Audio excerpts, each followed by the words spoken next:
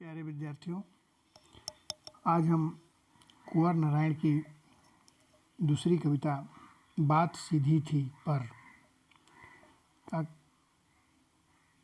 भावार्थ एवं काव्य सौंदर्य बताने जा रहे हैं। जैसा कि शीर्षक ही है, बात सीधी थी पर। बात तो सीधी साधी थी, स्पष्ट थी। जो बताना चाहते थे कवि वो स्पष्ट थी, परंतु पर लगा हुआ है, अर्थात कुछ न कुछ भाषा के चक्कर में वो उल्टी हो गई, बात स्पष्ट नहीं हो पाई। तो शुरू करते हैं। बात सीधी थी पर एक बार भाषा के चक्कर में जरा टेढ़ी फंस गई। बात सीधी साधी थी पर भाषा के चक्कर में जरा सा टेढ़ी फंस गई। उसे पाने की कोशिश में भाषा को उल्टा पलटा, तोड़ा मरोड़ा, घुमाया फिराया कि बात या तो बने या फिर भाषा से बाहर आए। लेकिन उससे भाषा के साथ बात और भी पेचीदा होती चली गई। बात, जैसा कि पहला शब्द बात मतलब कथ्य। कथ्य वो कहना चाह रहे थे, जो कविता का जो मुख्य कथ्य क्या था, क्या कहना चाह रहे थे, वो बात है। उल्टा पलटा, ऊपर नीचे किया। उल्टा पलटा मतलब ऊपर नीचे किया। तोड़ा मरोड़ा, जानबूझकर नष्ट भ्रष्ट करना, क्षति पहुंचाना। तोड़ने मरोड़ने से तात्पर्य है। उसके बाद अगला शब्द जो है थोड़ा कठिन, वो पेचीदा। पेचीदा मतलब मुश्किल। ये इतने कठिन शब्द थे जिसका अर्थ हमने बता दिया। अब हम संदर्भ बताते हैं। प्रस्तुत काव्य पंक्तियां कुंवर नारायण द्वारा रचित कोई दूसरा नहीं पुस्तक में संकलित बात सीधी थी पर शीर्षक कविता से लिया गया है। प्रसंग होगा, कवि अच्छी कविता की रचना के लिए कथ्य और भाषा में सही सामंजस्य बिठाने का प्रयास कर रहे थे, परंतु कविता का कथ्य सरल होने पर भी भाषा के चक्कर में जटिल और पेचीदा बन गया। कथ्य तो सरल था, परंतु भाषा के चक्कर में वो कठिन हो गया, पेचीदा हो गया। कह रहे बात सीधी थी पर एक बार। यहाँ कवि कह रहे हैं कि एक बार कविता की रचना करते समय वह भाषा के फेर में पड़कर सरल कथ्य को भी कठिन बना दिए। भाषा में सुंदरता लाने के प्रयास में, सुंदर शब्द देने के प्रयास में जो उनका कथ्य था, जो बात थी, वो टेढ़ी होती चली गई। स्पष्टता का अभाव होता चला गया उसके अंदर।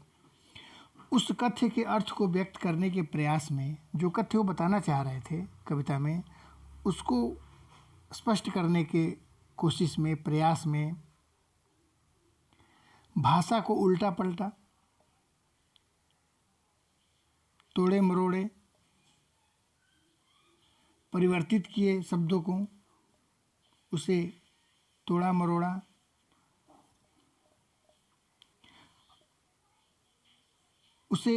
उसमें अतिरिक्त परिश्रम करके उसे और स्पष्ट करना चाह रहे थे, सुंदर बनाना चाह रहे थे, भाषा की सुंदरता लाना चाह रहे थे, परंतु ऐसा हुआ नहीं। उसने भाषा को जानबूझकर तोड़ा मरोड़ा। तोड़ा मरोड़ने से अर्थ है नष्ट भ्रष्ट करना। तोड़ देने से कोई भी चीज़ नष्ट हो जाती है। भाषा के शब्दों को इधर उधर किया, घुमाया फिराया से तात्पर्य है भाषा के शब्दों को इधर उधर, उधर के शब्द इधर, इधर के शब्द उधर करके वो परिवर्तित करके शब्दों को कोशिश किए कि कथ्य हमारा स्पष्ट हो जाए।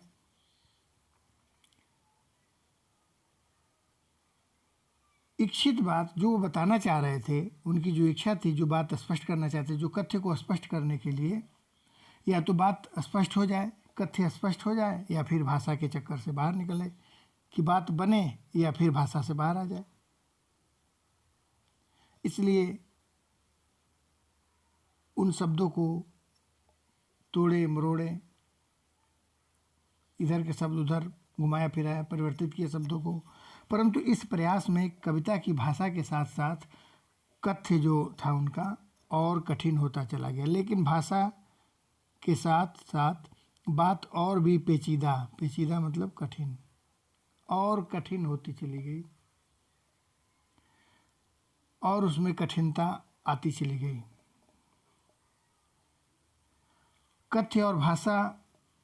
कथ्य भाषा के जाल में फंसकर और भी कठिन होता चला गया।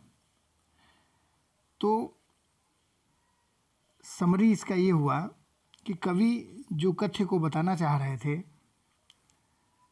वो बात एकदम बिल्कुल सरल थी, कथ्य बिल्कुल सरल था, बिल्कुल आसान था, परंतु भाषा, सुंदर भाषा के चक्कर में, सुंदर भाषा के प्रयोग के चक्कर में जरा सी बात टेढ़ी होने लगी, स्पष्टता से हटने लगी, दूर होने लगी। कवि ने उसे पुनः पाने की कोशिश में भाषा को उल्टा पलटा, परिवर्तित किए शब्दों को, तोड़े मरोड़े शब्दों को बदला, इधर के शब्द उधर, उधर के शब्द इधर किए कि या तो बात बन जाए या फिर भाषा के चक्कर से बाहर निकल जाए। कथ्य, बात मीन्स कथ्य, कथ्य स्पष्ट हो जाए या बाहर चली जाए, या फिर हम फिर से पुनः रचना आरंभ करें, परंतु ऐसा हुआ नहीं।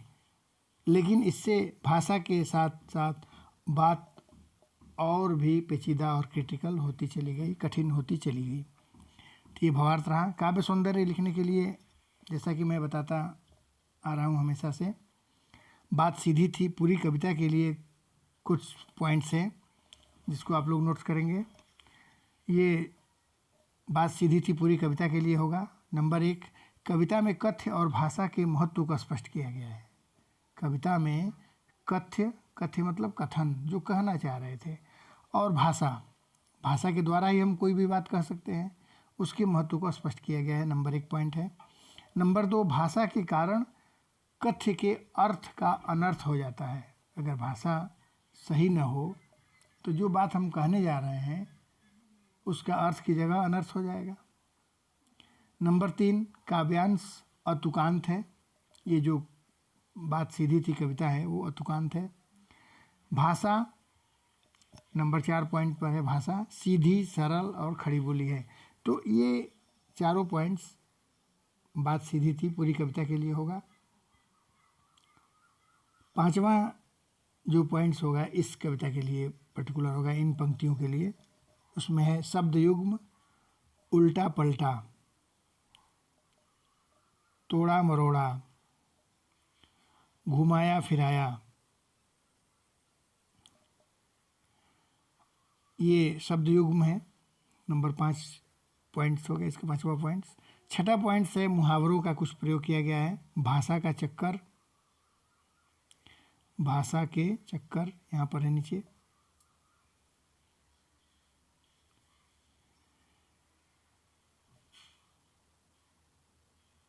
इसके बाद पुनरुक्ति प्रकाश है, साथ साथ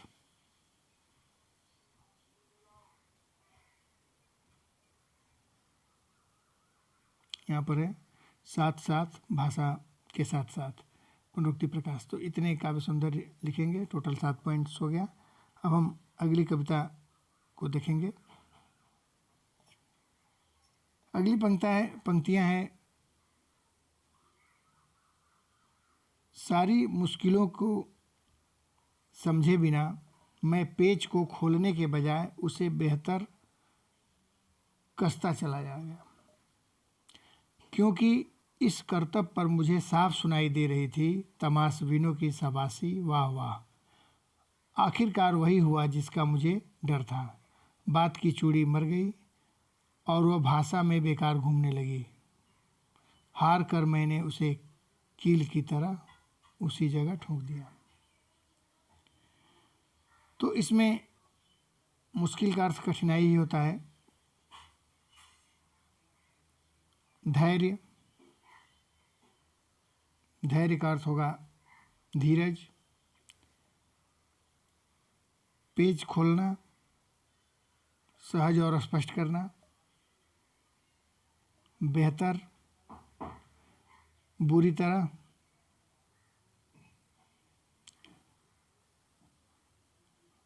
बेतरह है, बेतरह मतलब बुरी तरह, कसता, जकड़ता, करतब, अचरज में डालने वाला काम, तमाशबीन, शाबाशी, तमाशा देखने वाले दर्शक, तमाशबीन, तमाशा देखने वाले जो लोग हैं उनको तमाशबीन कहते हैं। चूड़ी मर गई, चूड़ी मर गई, प्रभावहीन हो जाना, कील की तरह, उसी जगह ठोक देना, कील की तरह, जबरदस्ती करना। तो ये कठिन शब्द हैं। संदर्भ वही रहेगा, पूर्ववत। प्रसंग भी वही, कवि प्रसंग बता दे रहा हूँ इसे। कवि कविता में बात को भाषागत रूप से कठिन बनाने के परिणाम को यहाँ पर व्यक्त कर रहे हैं।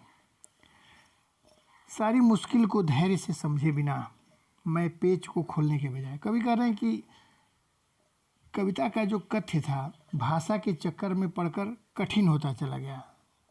तो जब कठिन हो गया तो हमें धैर्य की आवश्यकता थी, धैर्य धारण करके मुश्किल को समझने की आवश्यकता थी, परंतु मैंने ऐसा नहीं किया।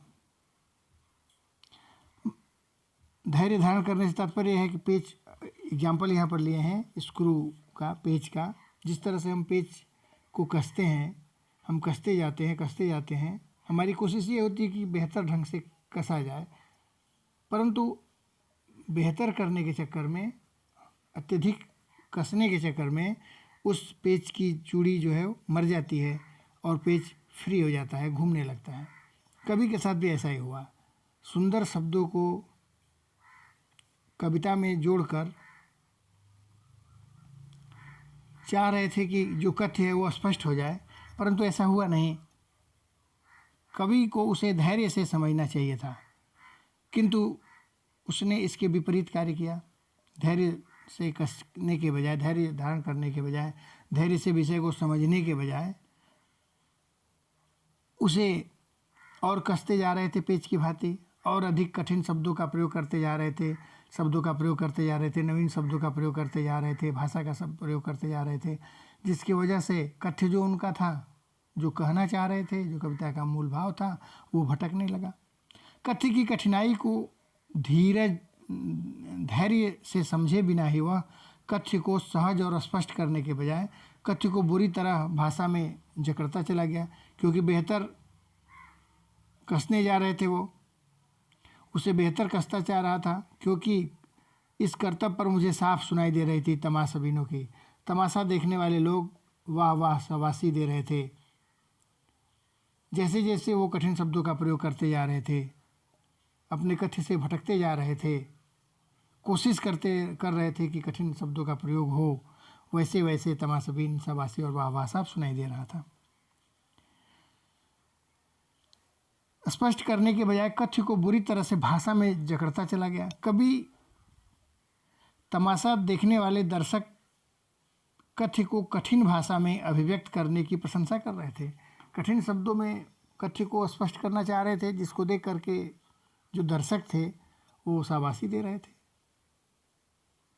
उनकी वाह वाह और उनकी तारीफ देने की जो ध्वनियाँ थी कवि को साफ सुनाई दे रही थी। देखने वाले उनके व्यंग पूर्वक वाहवाही में हैं के शब्दों में उपहास किया।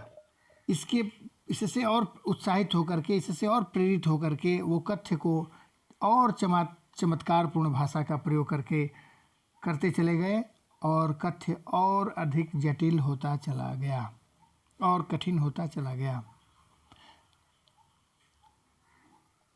कथ्य और उलझता चला जा रहा था।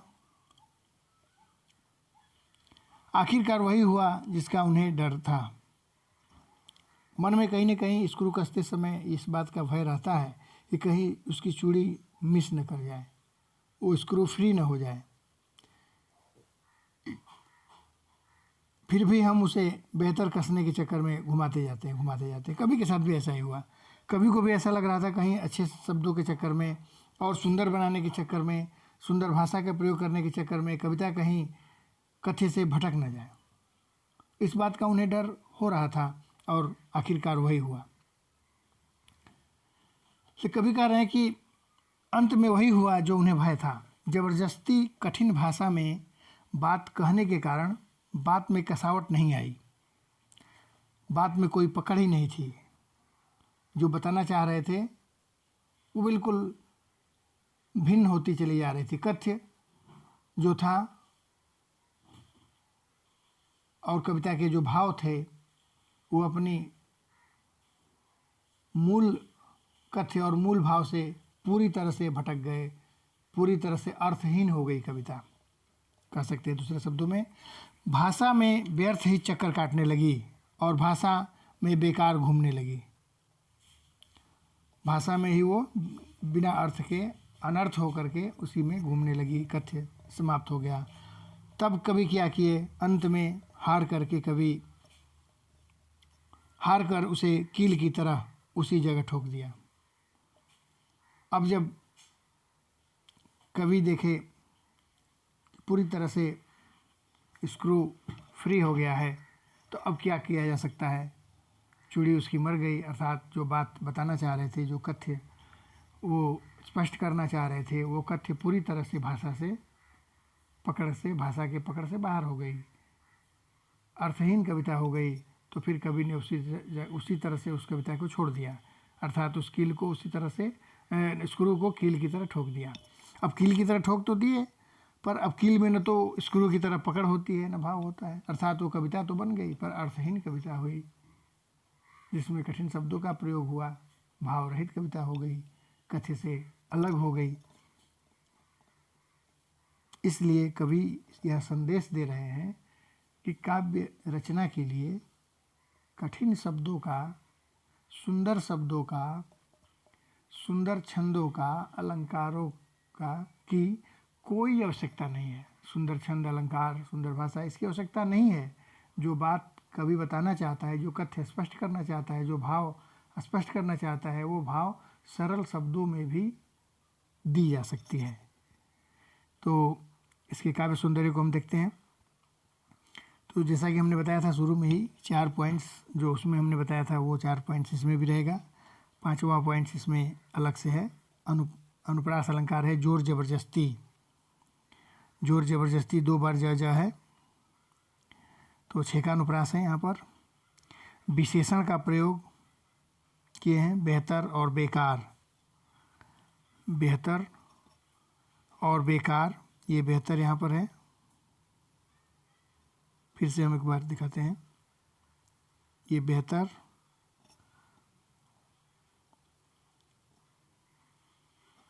इसके बाद दूसरा है बेकार। मुहावरे का प्रयोग किए हैं कवि ने इसमें। नेक्स्ट पॉइंट है मुहावरे। पेज खोलना, चूड़ी मर जाना, कील की तरह ठोकना, कील की तरह ठोकना, चूड़ी मर जाना और पेज खोलना। यहाँ पेज खोलना है। इन मुहावरों का प्रयोग किया गया है। पुनरुक्ति है, वाह वाह, वाह वाह, यहाँ पुनरुक्ति प्रकाश अलंकार है। 9वां पॉइंट है बिंब शैली का प्रयोग। कविता में बिंब शैली का प्रयोग किया गया है, जिसमें स्पष्ट दिखाई दे रहा है कर्तव्य कवि का, जो जिसकी शाबाशी दे रहे हैं लोग, दर्शक। और नंबर नेक्स्ट 10 उपमा अलंकार है। कील की तरह, कील की तरह ठोकना, कील के समान उस कविता के भाव को छोड़ दिए। यहाँ पर उपमा अलंकार है। तो इस प्रकार से काव्य सौंदर्य पूरा हुआ। आगे अभी इसमें एक और भाग बचा हुआ है, नेक्स्ट पार्ट में हम उसको बताएंगे नेक्स्ट वीडियो में।